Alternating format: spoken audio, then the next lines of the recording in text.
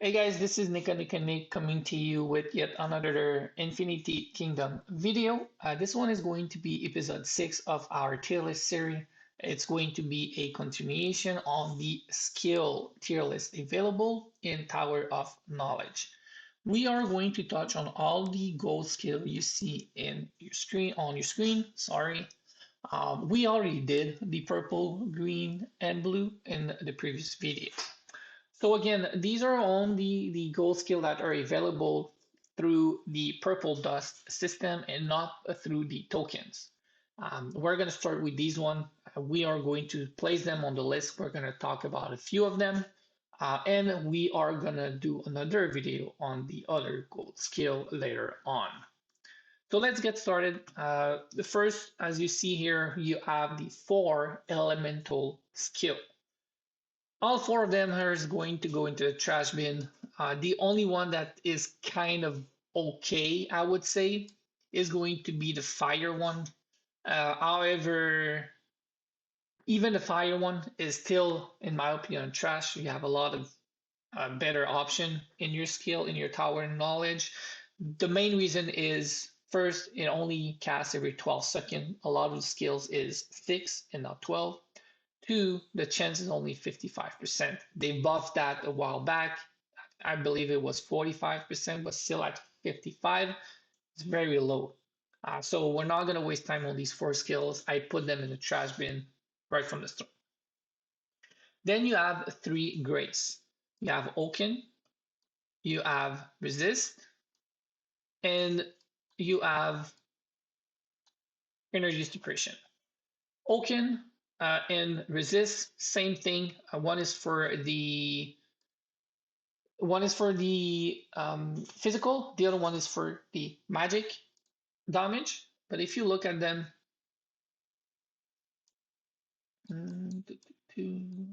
they are going to be earlier. All right. So during the battle, 3 of your random allies troop will receive 50% less magical damage for 18 seconds. So first of all, it's only 3, which is why they're only good. 2, this is a grace and only works for the first 18 seconds. The reason I keep them in good and not just situational is I do think for most free-to-play low spender, they are a very decent skill, even for your main march, situationally for your main march. But if they are not in your main march, I would definitely, and I'm still using them in my second or third march, they are quite decent as a skill. And given the fact that a lot of the matches nowadays goes quickly, the PvP battle especially, it goes quickly, these skills are still in a decent spot.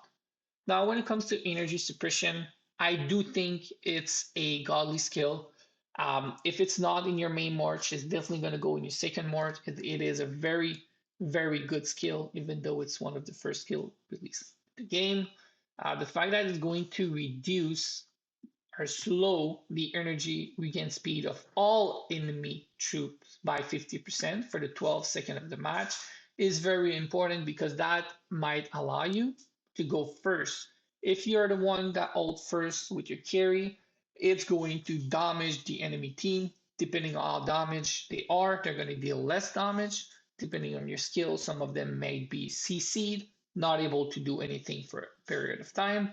So anything that touch energy is extremely valuable as a skill in the game. It goes straight into godly. Then you have uh, weakness. As you can see, we're gonna have a few aura. We're gonna do the aura first. Weakness is a good skill. It works well with anybody that crits. So fire teams, it's almost essential in a fire team. You must use it if you're using a fire team. The other person that it can work with is Himiko with a crit artifact, Khan with a crit artifact. It's a decent skill, a decent aura to have. They are going to be better option, which is why it's not godly, but it's still very good depending on what skills you have and overall. Then you have Shelter. I think Shelter is very situational. It's a lot better, I would say, in the early game as well. Because Shelter only gives you added value on heals. Basically, it's going to heal your team.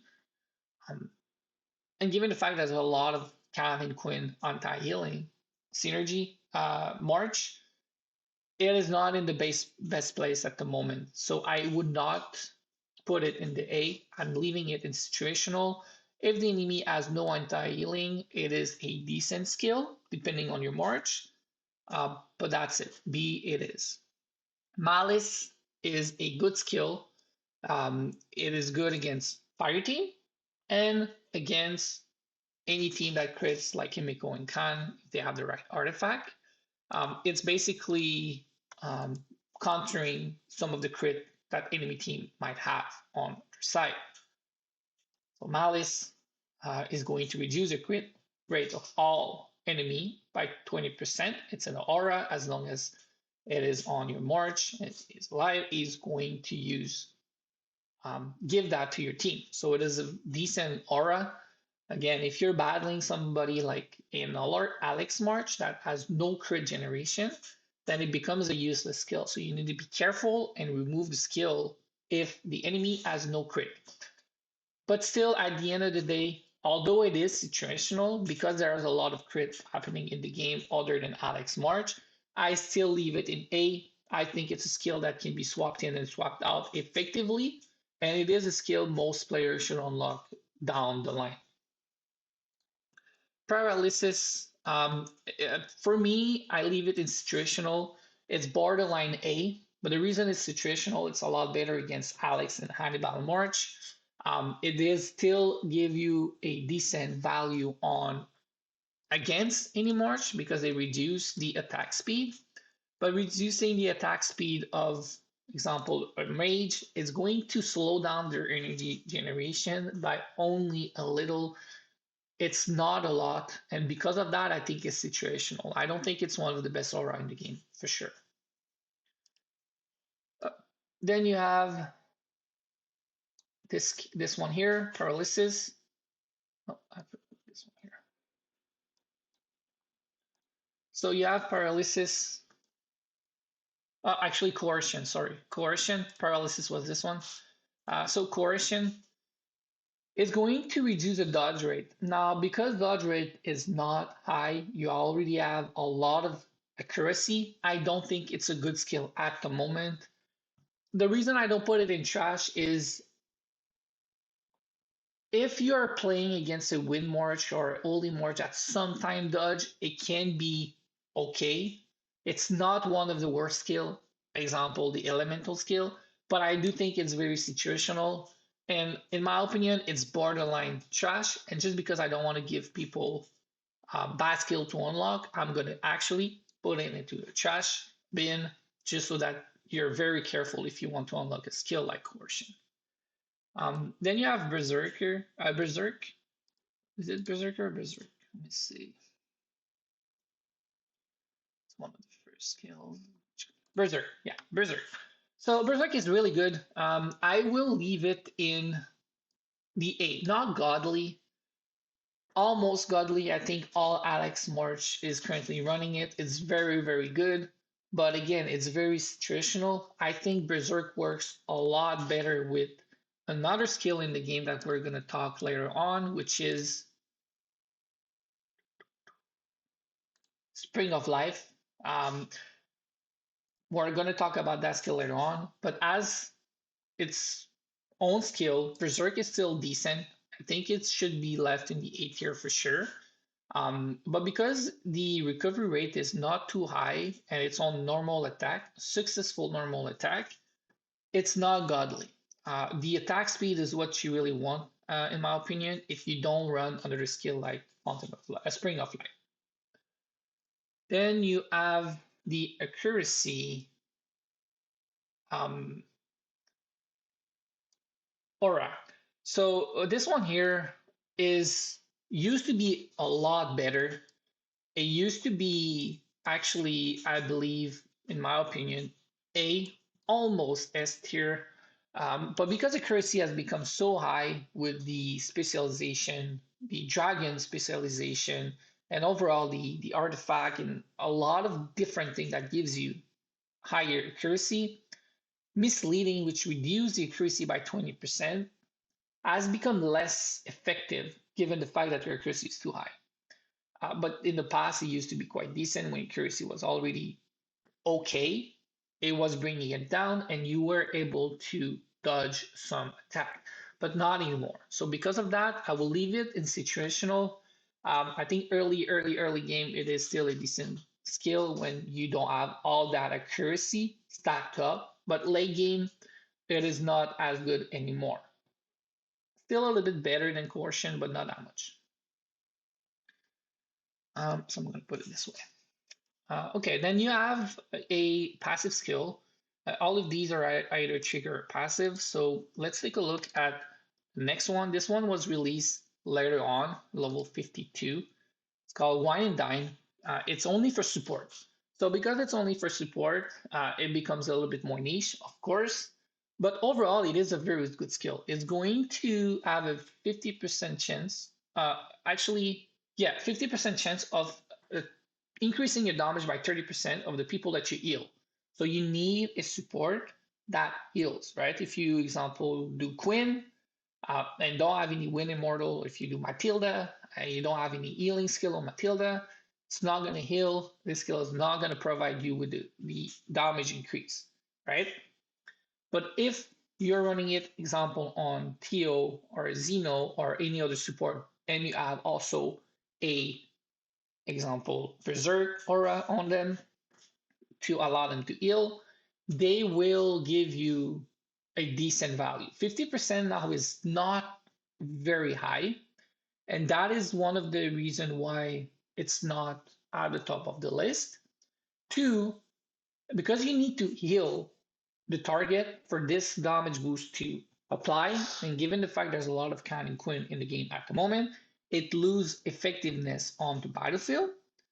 Three, because a lot of the hybrid Hannibal plus Alex March have been built differently towards a Alex and a tank, example Charles or YSS March formation, this can lose some value, right? Because if you heal your tank and it increase your value, increase your damage of your tank, you don't really get any value out of it. You only get the value when it actually trigger on a carry. So because of that, I'm going to put it in situational, one of the best situational. If you're still running a hybrid team, definitely this is one of the best skill to hold on your supports. Otherwise, I think it's B situational at best. Lost dimension. I think it's situational. I don't think it's all that good. One of the reason is the low crit chance. So here, trigger chance only 15% is very low. Um, I don't think it's the best skill given that alone. Other than that, because it reduces the energy recovery speed, it is very good in the later part of the skill, but the trigger chance is too low for me to put it anywhere other than B tier. Phantom agility, one of the worst skill at the moment. It's all about dodging. I spoke about this skill in one of my previous video. Phantom agility has such a good potential as a skill, but because it's around dodging, it's useless at the moment. I'm gonna put it as one of the worst skills in the game right now. Annihilation, magic damage skill. It's A/B. I'll explain. I think as a whole, especially early game, it is a A tier skill. It is a really good skill for the early game when you don't have access to all the skills yet, or you haven't had the chance to unlock token skill. But when you look at it, although it's every 6%, it's only 45% chance. Now, when it hit because it's 300% to all enemies. So it is a very decent skill when it comes to damage, but because the chance is very low, I'm going to leave it in situational. And for me, the situation is early to mid game. When you get to the late game, there are better skill in that. We're going to talk about better skill in that later on in the next videos. Then you have assist. Assist is a godly skill for me. It allows your support to side assist a carry that is going to be beside them. It's going to allow your carry to survive longer. Your support is going to soak that damage for him, her, and it becomes one of the best skill in the game at the moment. A lot of marches like back row, carry, Apollo, Khan, Emiko is running their support with a skill like assist for that reason. So if you look at it, every 6 seconds, there's a 50% chance to apply assist, which is going to transfer the damage the other backline model receive. And at the same time, it's going to reduce the damage you take for 20%. So this is a very good skill when you have a march like mentioned, support and your main carry beside him in the back row. If you're running something like your Alex March, you don't have any back row damage dealer, so you're running example Zenobia and Quinn. This skill is almost useless to you. It's not the best at least. So I would say, although it's situational, because it's extremely good for any team that runs a backline carry, I'm leaving it in godly. For me, I'm still using it in my main march. I think it's a very good skill. Dead Breath is a very good skill. I'm going to leave it in good. One of the best A tier skill for one reason. And that reason is there is no crit chance. This skill is always going to go off every 6 seconds. It's going to cause physical damage of 75% to all enemy. And once it's going to deal magical damage. Overall, it's still a very good skill, even though it was one of the first skill released with the game, given it's only at level 39. But it is a very good skill. Fighting Will, I think, is also a good skill. If you look at Fighting Will, the reason I think it's very good, it's because this is certain damage. It's going to trigger as soon as your enemy, your immortal, sorry, is damaged by your enemy and lose every 20% HP. So at 80%, 60%, 40%, 20%, right? It's gonna go off and then it's gonna deal damage of 150% to all enemy. But on top of that, you also have the chance of rooting the enemy, all of them, at 45% for 6 seconds. Now it's only 45 seconds, which is why it's not godly. But because it's 45% on all enemy, if you hit it, it's a really good skill. Two, the damage is a certainty. It's going to damage the enemy. So because of that, I think it's a really good skill. Not the best A tier skill, but still a very good skill. Then you have this skill here. The reason I put it in optional, situational, sorry, is because energy burst, when you look at it, it doesn't say that there's a cap, but there's actually a cap. You cannot, it's not going to be on every critical hit that you deal. That was something they patched a long time ago. There's no more information than that on the skill itself, but it's actually not going to trigger on every critical hit. So because of that, it limits the effectiveness of the skill. And this is really mostly for a fire march. And although it grants more energy, which is really good, it doesn't do anything else. It doesn't boost your damage. It doesn't do damage. So because of that, and because of the fact that there's actually a cap on it, I don't exactly know what's the cap, but I know there is one. This skill falls into situational. It can work still on a fire team. It can be decent, I would say early to mid game. When you get to the late game, there are better options. Lifelink, I think it's a very good skill still in this day and age. Reason being that it's going to protect whoever holds the skills, it's going to transfer some of the damage. So every 6 seconds, 50% chance of creating a life link with two enemy units that will share your received damage of 50%.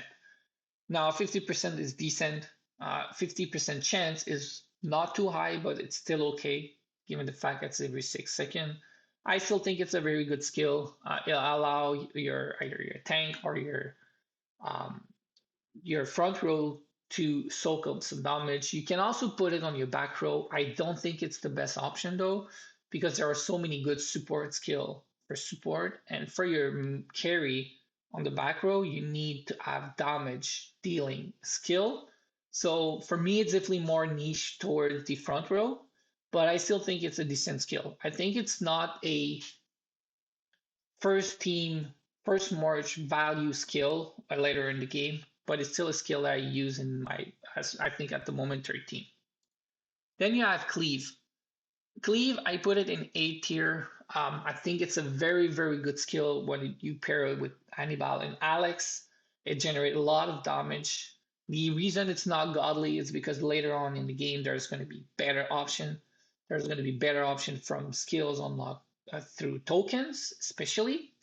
And because of that, I'm going to leave it in A tier.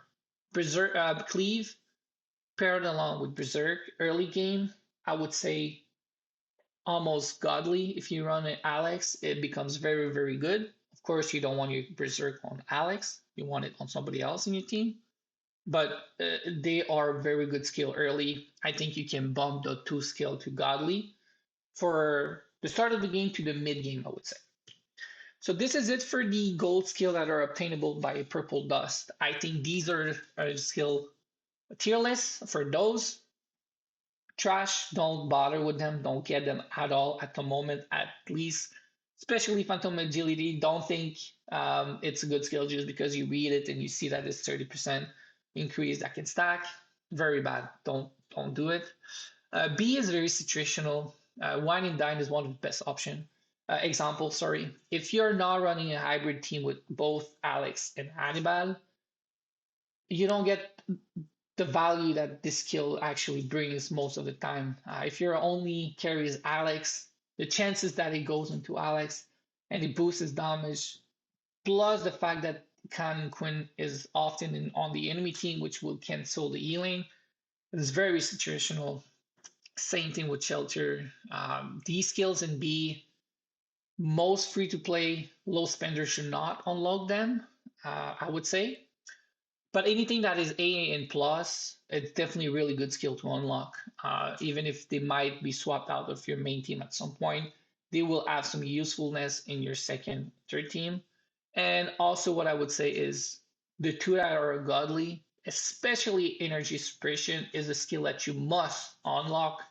I still use it on my main team if it's not on my main team because of a few reasons given who I'm fighting.